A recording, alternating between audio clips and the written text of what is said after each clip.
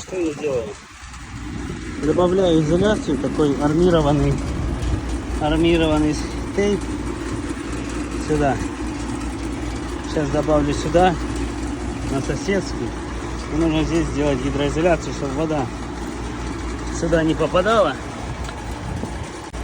Ну и вот таким составом для крыши пройду здесь, сделаю.